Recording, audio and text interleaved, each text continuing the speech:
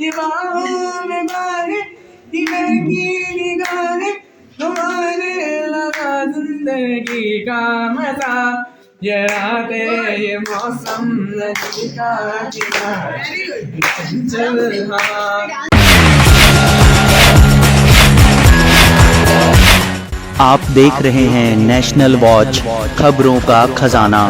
नमस्कार दोस्तों, आज की तेज रफ्तार भरी जिंदगी में दिव्यांग जन हर जगह और हर तरीके का काम कर रहे हैं।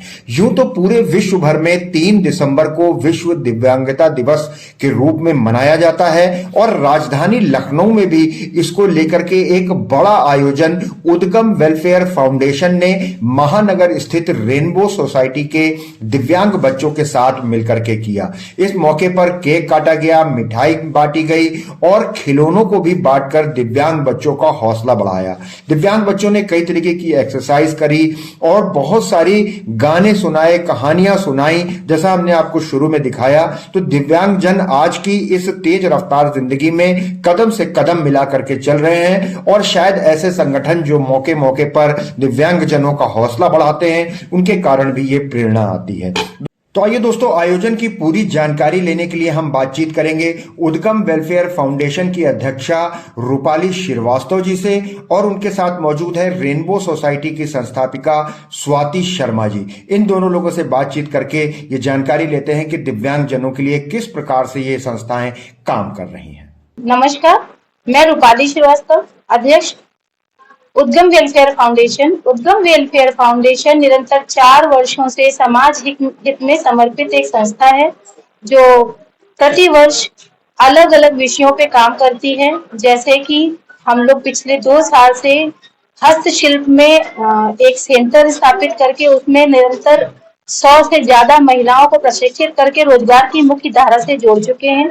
उसी कड़ी में हम संस्था के द्वारा मिले जुले प्रयासों से एक सामाजिक इवेंट प्लान करते हैं, जिसमें पिछले वर्ष हम लोगों ने एक कार्यक्रम किया था, जिसमें हम लोगों ने एसिड अटैक सर्वाइवर्स जो लड़कियां हैं उनकी कहानी उन्हीं की जबानी प्रस्तुति दी थी, द करेज वॉक के नाम से किया था। इस वर्ष भी सामाजिक रूप से जो एक वर्ग है, जैसे डिफरेंटली एबल जो बच्चे होते हैं, उनके लिए एक कार्यक्रम हम लोग करने जा रहे हैं जिसका नाम है मंतरम एक अभिव्यक्ति। वो परिवार जो कम सौभाग्यशाली हैं, जिनके घर में डिफरेंटली एबल बच्चों का जन्म होता है, किस तरह से उनकी परवरिश में दुविधाएं आती हैं, किस तरह से उनको प्रॉब्लम्स का सामना करना पड़ता है, ये कार्यक्रम भी उन्हीं की कहानी उन्हीं की जबानी के तर्ज पर होगा। वो जो बच्चे हैं उनको स्वाति जी जो कि अध्यक्ष हैं तो रेनबो सोसाइटी की, वो अपनी संस्था के अंतर्गत अलग अलग थेरेपीज के थ्रू, अलग अलग सेशंस के थ्रू, एक्टिविटीज के थ्रू उनको इस काबिल बनाती हैं कि वो अपने प्रस्तुति दे सकें। तो वो बच्चे भी अपने जो कार्यक्रम है उसकी प्रस्तुति खुद देंगे और बहुत बेहतरीन तरीके से मैंने आज यहाँ पर विजिट किया है पूरी रेनबो सोसाइटी का, जिसमें मैंने अलग अलग तरीके के प्रोडक्ट्स देखे हैं जो इन्हीं बच्चों के द्वारा बनाए गए हैं और बहुत बेहतरीन है। किसी भी दशा में आंकलन करना मुश्किल है कि ये बच्चे किसी भी तरह से असक्षम हैं सामान्य बच्चों से। तो इस जो हम लोगों की ये प्रेस कॉन्फ्रेंस है वो इसी पे बेस्ड है कि जो हमारा अब आने वाला आगामी कार्यक्रम है मंतरम एक अभिव्यक्ति, उसके आगाज के लिए ये हम लोगों ने मीटिंग रखी हुई थी और आज हम लोगों ने जो विजिट किया है इसके द्वारा जो बच्चे हैं हमारे सम्मुख, इनके संग मिलकर के आज हम लोग एक गेट टुगेदर भी सेलिब्रेशन भी करेंगे।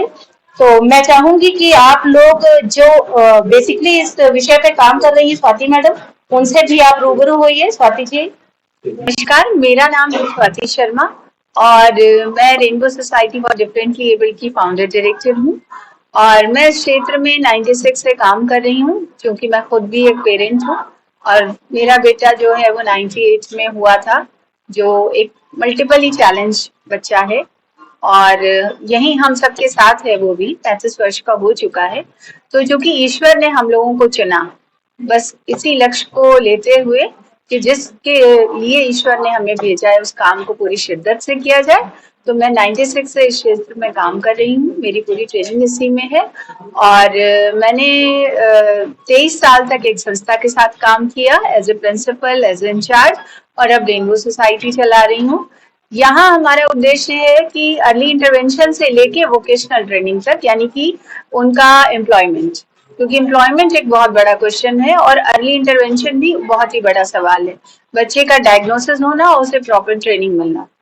हमारे बच्चे वैसे ही अलग हैं जैसे हम आप एक दूसरे से अलग हैं। इनके अंदर भी विभिन्न प्रकार की जो है क्षमताएं हैं, योग्यताएं हैं, और हमारा काम है कि उनको निखारना, उनको पहचानना। हमारी संस्था से ही पल्लव मेहरोत्रा हैं जो 3 बार इंटरनेशनल लेवल पे विनर हैं स्पेशल ओलंपिक में, वो भी हमारे साथ हैं। और एक बच्चा हमारा जो ऑटिज्म स्पेक्ट्रम डिसऑर्डर वाला है, वो शास्त्रीय संगीत सीख रहा है और 6th ईयर है उसका। और अभी हमारे एक स्टूडेंट की जॉब लगी है रिलायंस ट्रेंड्स में। 6 छोटे बच्चों का हमारा मेन स्ट्रीम में हो चुका है एडमिशन।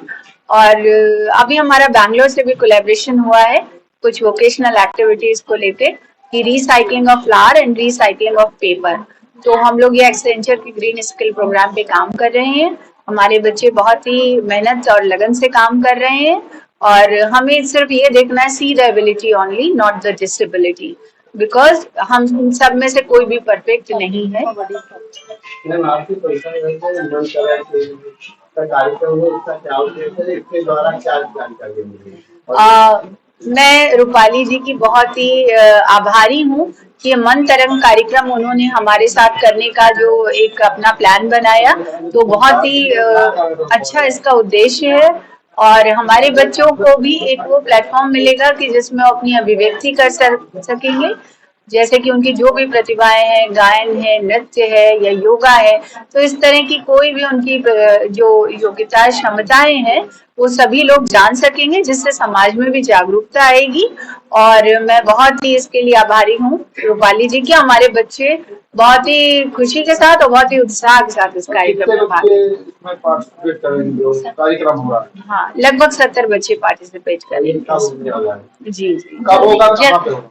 जल्दी ही इसकी घोषणा की जाएगी, बहुत जल्दी ही इसकी घोषणा करेंगे हम लोग उस पर वर्क कर रहे हैं कि कितनी स्ट्रेंथ हमारी है और कितने लोगों तक हम ये पहुंचा सकते हैं। तो उसके लिए जो भी, चूंकि दिसंबर वर्ल्ड डिसेबिलिटी मंथ के नाम से ही जाना जाता है, तो कोशिश की जाएगी जितनी जल्दी हमारी तैयारी हो जाएगी, बहुत जल्दी आपको उसकी सूचना भी प्राप्त करा दी जाएगी।